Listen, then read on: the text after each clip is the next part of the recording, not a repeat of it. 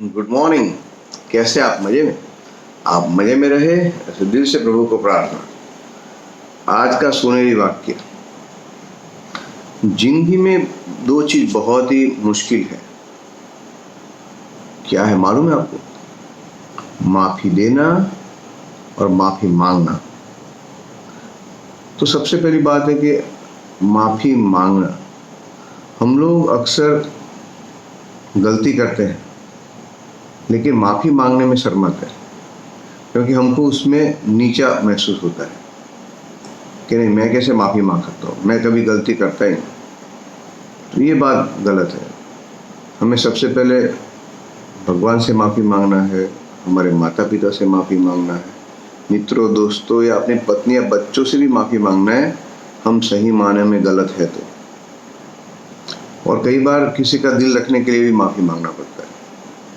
तो ये बात हुई माफी मांगने की। माफी देना, ये बहुत ही बड़ा जिगर चाहिए किसी को माफ करने का, क्योंकि अक्सर हम दूसरों की गलतियों को जिंदगी में कभी माफ नहीं करते और जिंदगी भर उसको याद भी रखते हैं, और जितना याद रखते हैं उतना दुखी भी होते हैं और दुखी करते भी हैं।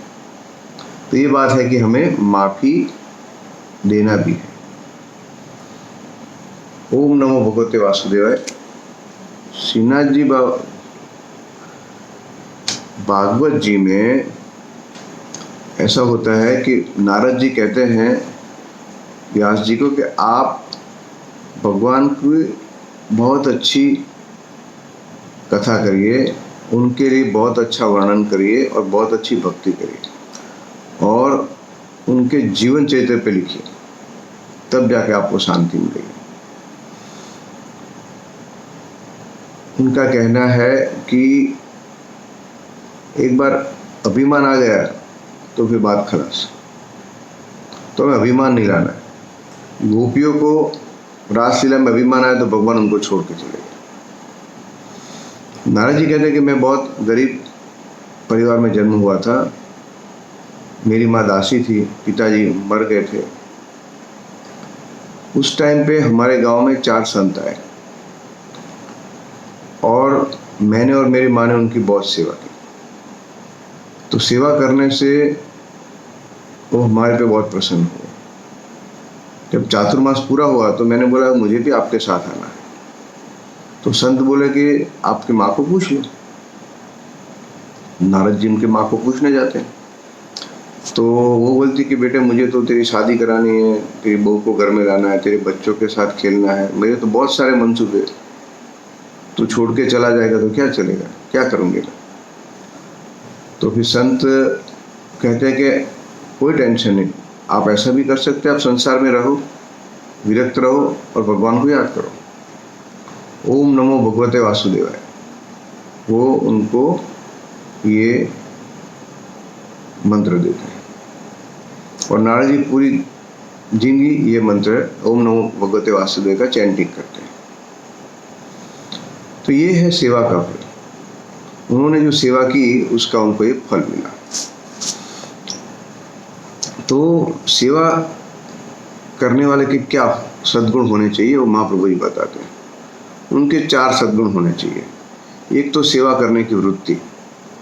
तो सेवा करने की वृत्ति सही मानों में होगी तो सेवा का फल भी मिलेगा। ऊपर ऊपर से हम सेवा करेंगे तो कोई मतलब नहीं, चाहे वो भगवान की सेवा हो, चाहे माता पिता की हो या चाहे समाज की। सेवा दिल से करनी है और तभी उसका मतलब रहेगा। दूसरी है कि सेवा करने वाला अल्पभाषी होना चाहिए, बहुत ही कम बोलने वाला। आजकल क्या होता है कि करते हैं कम, बोलते हैं ज़्यादा।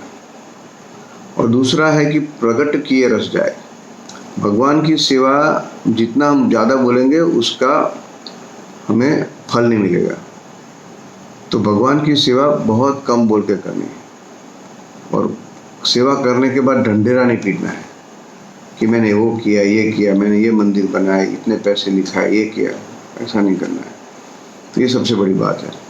दूसरी बात है आज्ञाकित होना चाहिए। जो सेवा करता है वो आज्ञाकित होना चाहिए।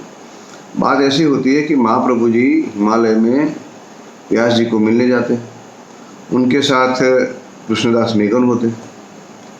तो जब वो व्यास जी को मिलने गुफा में जाते हैं तो महाप्रभु जी बोलते हैं कृष्णदास मेघन को कि आप मेरा यहाँ वेट करिए, मैं अभी आता हूँ। वो अंदर जाते हैं और वार्तालाप में 3 दिन निकल जाते हैं। तो वापिस आके देखते हैं तो कृष्णदास मेघन वहीं के वहीं खड़े होते हैं।